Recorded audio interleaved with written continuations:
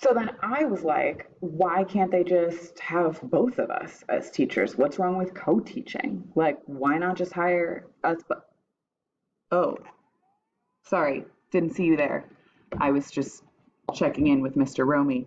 Hey, it's vocab time.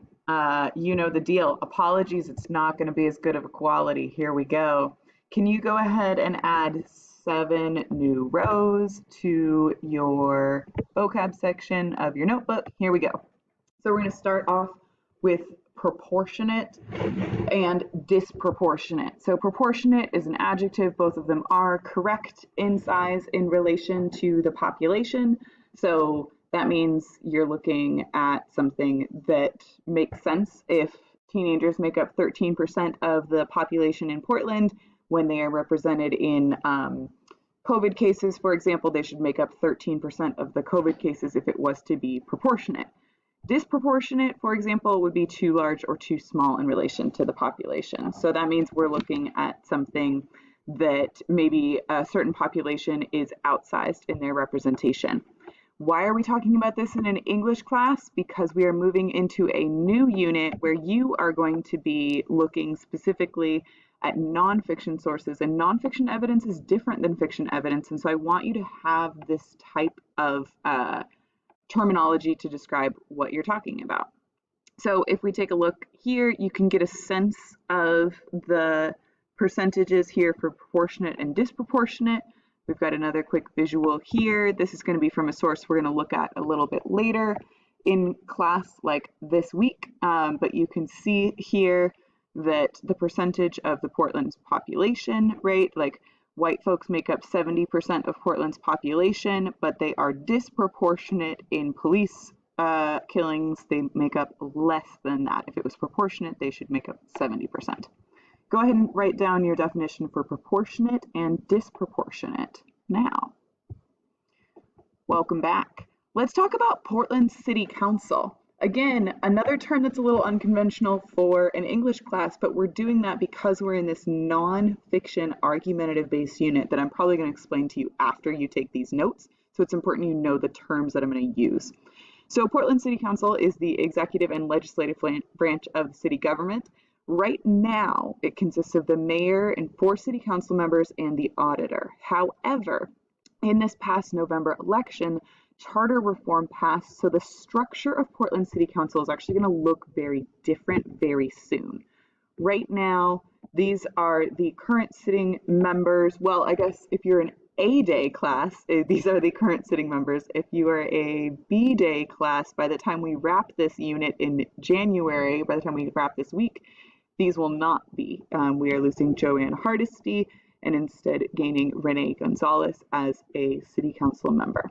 Can you go ahead and copy down that definition for Portland City Council now? Together, they oversee the city's goals, projects, budget, and planning.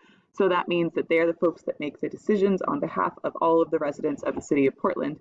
And you, some of you, will actually get to be Portland City Council in our mock meeting a little bit later this unit.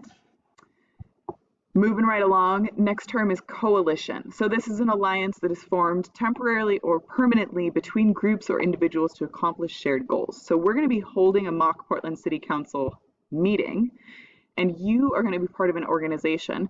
Now, your ability to form coalitions, these partnerships between your organizations, will probably affect how well you do. So one example of a coalition is the Avengers, right? They each have their own superpower, but they come together so that they form a coalition to be able to fight for justice in the galaxy, right? More locally in Portland, there is an organization called Coalition of Communities of Color. This is a bunch of different organizations. Here's another one here. People come together based on a particular issue. Go ahead and copy down that rule for coalition now. And then our last 4 terms are actually really related. And those are currency, relevance, accuracy, and purpose. And together, they spell CRAAP. That's where we live this week. We are going to be asking, is this CRAAP? So when you look at a source, I'm going to ask you, Is the source relevant? Is it current? Is it too out of date or too old? Or is it very recent? Does it not reflect the latest advances? Go ahead and copy down our definition for currency now.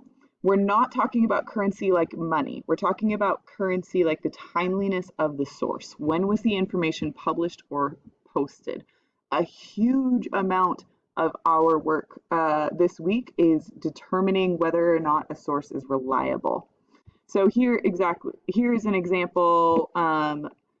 The San Francisco Chronicle on March 17th of 2020, stay-at-home coronavirus pandemic, right? Perhaps a bit triggering for some of us here, and I want to apologize for that, but this is an example of, this is not the most breaking of news, right, anymore, even though it was not that long ago, just a couple years ago, but we know a lot more about the coronavirus than we did then. Moving on, can you go ahead and copy down our definition for relevance? So relevance is the importance of the information as it relates to the research topic. So that means, does this have to do with what you're looking up? In this case, you are going to be looking up something like police funding in our city.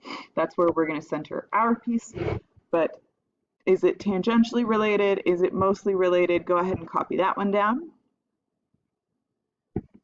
Now we're going to move on to accuracy. So accuracy is reliability, truthfulness, correctness of the information. Is this fake? Is this not?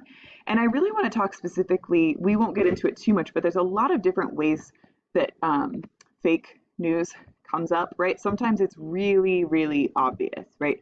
You can look at something like this news source here, Donald Trump won 7.5 million in the popular vote in a landslide in the heartland, right? This is not at all factually accurate. That's just clearly fake, intended to be misleading. But there are other types of fake news, like things that are biased, things that are satirical. I want to show you this quick image here as well. The majority, this is from Pew Research Center, which is a very reputable polling and research center think tank. The majority of adults say that completely made up news has caused confusion, a great deal of confusion, some confusion, or only 11% of those polls said not much or no confusion. So very much a relevant literacy skill is the ability to determine accuracy of a source. All right, last one, final one, purpose.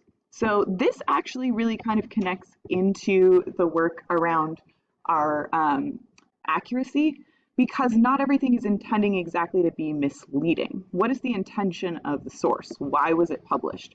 So for example, I want to show you, some of you might be familiar with the news site The Onion. Here's a headline from The Onion. SWAT team busts down door of Denver woman's home to apologize for previous raid. The Onion is satire. The purpose of The Onion is to make you laugh, right? SNL is satire. Everybody, you watch SNL and you know that it's not real news. The purpose, I want to show you one other headline, not from The Onion. 2 cards charging 0% interest until 2024. Sponsored news. The purpose of this is to sell you something. Can you go ahead and copy down the definition and term for purpose here? We're going to be doing a lot of evaluating there. On behalf of myself and Fake Romy, I apologize for the quality of this video. See you in class.